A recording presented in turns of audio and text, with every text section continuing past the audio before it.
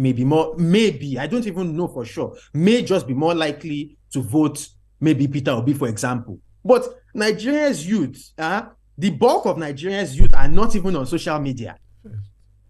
Those are important points to make.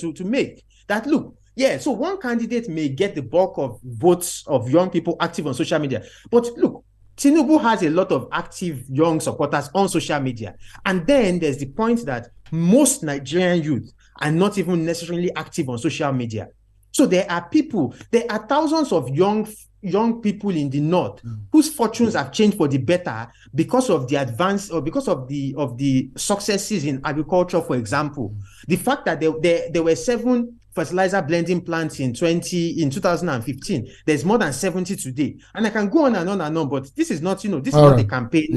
This is not a campaign conversation.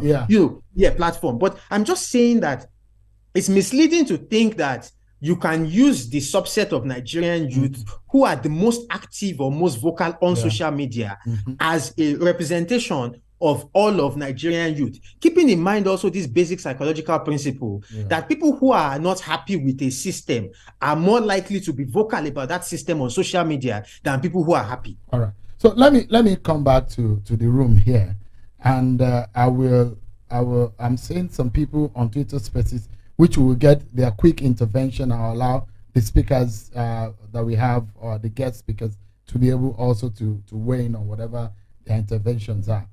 Now, something happened today in Lagos, and I'm seeing videos of people who are being macheted, people who are being attacked. I said something in the US, you were at that event, and I said, my biggest fear is not pre-election violence or election day violence. My biggest fear is a possibility of violence after the election, when they announce the result. And, I see an intense social media engagement. And what you see is that a lot of misinformation that goes on. Exactly. Even videos of the past, people just put it on to represent the present. Cynthia, what do you think is, because you see young people more in all of this. Most of the people that you see in those videos are more young people. What is your biggest fear as far the young people's involvement and the line they are towing, and what you think might be on a dangerous path? Yeah, I'd say first of all, sadly, this comes with politics. You were talking about the US. I'm sure if you remember, that was the midterm elections period, and on every media platform, it was just one propaganda and the other. And I know we had a conversation. We said this is not the kind of politics we need in Nigeria. The way they play politics, the way everyone is at each other. Our diversity does not allow us to play with those kinds of sensitivities. And I'm worried that we're beginning to see that, especially closer to the elections. Is the election dividing us as a people? Sadly it is. It is divisive. It's dividing us. It is dividing us. However, there is no perfect system anywhere in the world. And for a nation like Nigeria that is multi-ethnic, multicultural, multi-religious, there is a likelihood that during elections, our fault lines would be manipulated, and that is what is happening. That politics or politicians, they understand this existing sentiment and these divisive lines. So the fault lines are easily manipulated. Now, however, where I would want to reach out to young people is to understand that young people or youth, in its sense, is heterogeneous. It's not homogeneous, right? And we expect that within this class or within this generation of youth, because before, in some years' time, a lot of young people that are young people today would no longer be young people. But this generation of youth, as we exist at this time, that we need to understand that there are differences of opinions and we would never all agree on an issue. Meaning that we may all have the same struggles and the same sufferings, but the way we interpret it may be different, and the way we choose to respond to it will be different. So we need to understand these differences and appreciate this diversity. That's one. The second part, talking about what is my fear. One of my biggest fear for this election is that people would not accept the outcome. And I'm not, and that for me is dangerous. Why? Because there would always be winners and losers, and we don't know who they would be, who the winners would be or who the loser would be. And I'm happy we can't really state at this point, because it shows that this is really competitive. This is the first time that where we can't really say how it will go. It's almost difficult for anybody to and say. I love that. Even the politicians, the candidates are just boasting that they are going to win But See, a lot of political analysts and scientists have not been able to. They've not been able to, even for us, we do our analysis, you can't really predict. And it's good for our elections to be this competitive. Yeah. It takes us away from just having the only two, because before it was almost like it's between the two options, but now there are options, right? And that is what elections ought to be, that it is competitive and voters vote, and really the person that wins is the person that has the higher number of votes or the highest number of votes. So that's one part. But the thing is, we need to understand that elections would always have winners and losers, and that when elections are conducted, we must also be responsible enough to accept outcome. And if we are aggrieved with the outcome, we allow the political parties or the candidates who have the grounds to challenge an elections in court to use those available options, which is the court, to challenge the outcome. That's one part. The other part is, we know that to win an elections in Nigeria, you need to win at least 25% of vote cast in 2/3 of the states and the Federal Capital Territory, that is a calculation. So you need to win at least 25% of vote cast in 2/3. And if no candidate wins it, to go for a runoff, the runoff would be contested by the candidates with the highest number of votes and any of the other candidates that has the highest number of votes in the highest number of states, meaning that it must not be the second runner-up. It would be any other candidate that has the highest number of votes in the highest number of states that would be the other candidate on the ballot. Now, the constitution is clear around this. So we need to understand that first, it's not about a majority vote is beyond majority vote. It's about the constitutional spread. And that in any event, our candidate does not win, whichever way Cynthia, it is. do you think that there will be a decision on this election at the first ballot? Well, anything is possible in What is Nigeria. your church mind telling you? A part of me feels like we may not have, just because of the constitutional spread. However, another part of me feels that with this election, anything is possible. So, which is why I said it's too close to call. But I think my last point around this conversation is that we need to understand that as younger people, we should play the politics differently from the older generation, especially because now we have, beyond the number, we have the tools to communicate and mobilize and organize differently from the older politicians. Let's leverage those platforms to organize and mobilize differently. But let us also not shut down the opposing voices, meaning that the fact someone dissents with our opinion does not make the person bad, that dissent is democratic in itself. And that we must not allow the rule of the majority to become the oppression of the minority voices. Because that's what we're beginning to see, that those who have the loudest voices become the oppressors of the lower or the smaller voices. And we need to learn to balance our conversation in these elections. Honestly, our country, one of the beauty of this nation is the vibrancy of its youth population. And we can play politics differently. These next elections, when we say the outcome can be determined by young people, we also believe that the peaceful conduct of these elections can be influenced by youth votes. And it begins with the kinds of conversations we have and how we create a free space for every opinion to be heard, regardless of how we feel. Said that there are no bulk youth votes. So this is relative. Why? So because I said youth population is not heterogeneous, right? Amongst young people, you have supporters for several parties, and amongst young people, you have those who are undecided, who do not know who they will be voting for. So there is that truth around not having youth bulk vote. However, this is what I find interesting, that whichever party would win must win with the youth votes. That no party would win without the youth votes. So I'd like you to tell us this, Cynthia. It's quite interesting. At this point, I remove my glasses. When you find the majority are not represented on the ballot. Are you aware? Yes. Conclude with your question, then I'll respond. The young people, the demography that has the largest population are not represented on the ballot. Okay. It has been like that for a long period of time. They say, women have more population, but unfortunately, you don't see women presidential candidates. And at the end of the day, it does look to me, even if young people come out to vote, they are not voting for themselves.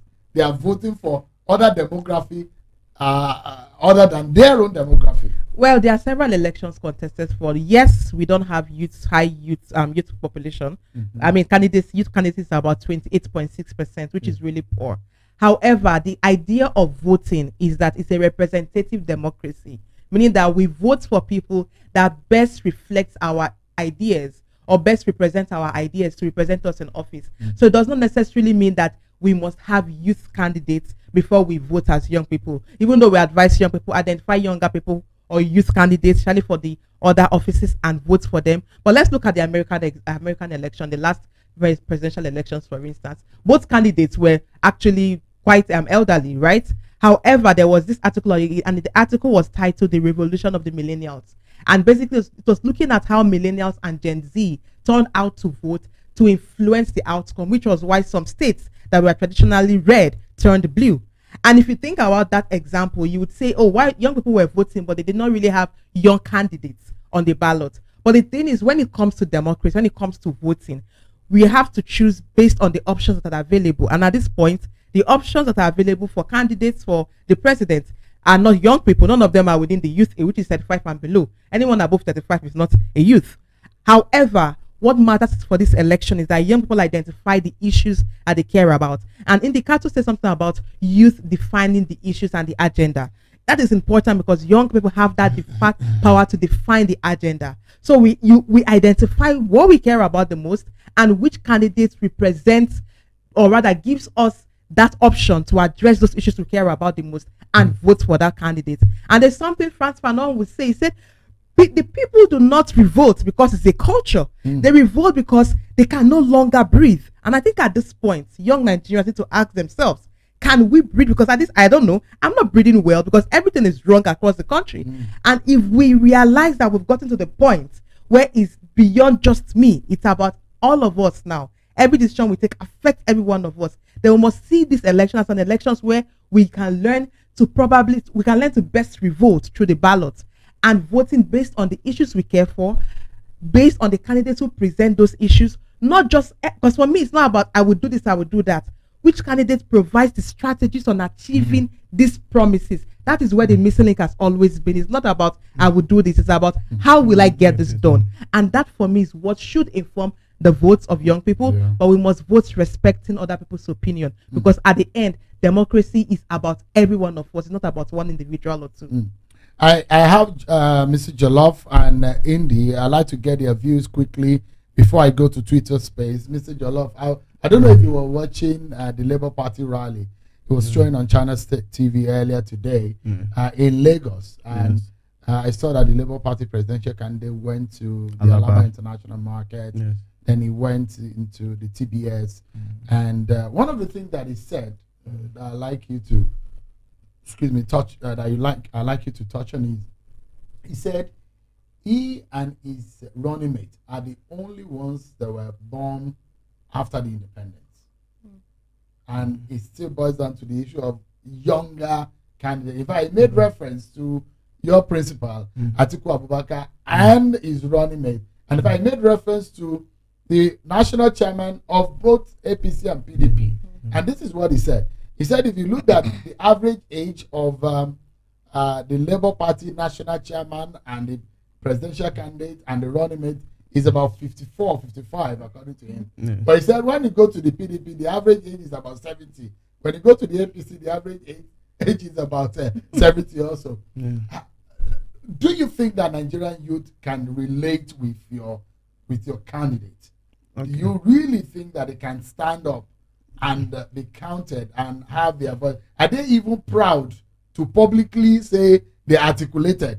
Because I'm not sure I've seen more of them compared to 2019. Yes, when the articulated song came out. Yes, right now as we speak, a lot of us in the PDP were grassroots politicians. In one way or the other, we've participated in politics. I will use myself as a case study. In 2019, I was caught up with the vibe of youth in politics, and I invested my money in politics. And I ran for office under the AAC with Showore for House of Representatives. And at the end of the day, the vibe we got on social media and what was on ground was totally different. Politics is different from what we see on social media. So when we see this attention on social media, according to what he was saying, that youth vote and block vote for the youth and all of that. I just believe the vote is scattered. It's not an organized vote of the youth people. Yes, yes. And so none of the candidates, or yes, the top candidate can boast of getting the youth. The top. No, let me tell you what. The should I say the new intake of the youth, this 2022-2023 youth. You know, I'm happy that they are involved in politics, but let them get it right. It's not just being involved in politics. Yes, she said something about we getting it right, for the candidate to sell what he wants to do and how he is going to get it done. And I can tell you for free that my principal, Alhaji Atiku Abubakar, he has a manifesto which he tagged as my covenant with Nigeria. It's a 74 pages, and it's something that covers all what he wants to do. It's a 5-point agenda, how he's going to achieve it. It's not, I'm going to do this. Are the youth represented in that agenda? Yes, 30% of the youth, they are included. And today, in that manifesto, there's something. Today, we all know that information is one of the biggest industry in the world, which is technology. And Alhaji Atiku Abubakar, in his covenant, he stated that he's going to include the technology support program, because today in the tech space, where we have software development, we don't patent our softwares in Nigeria. They are foreign tech. And a lot of us have brains, but we don't have the support to push our software. So Alhaji Atiku Abubakar, we all know, Chewu, you know how analog was then, for you to send a letter and wait for a response. But when Alhaji Atiku Abubakar was in the Economic Council, he was the one that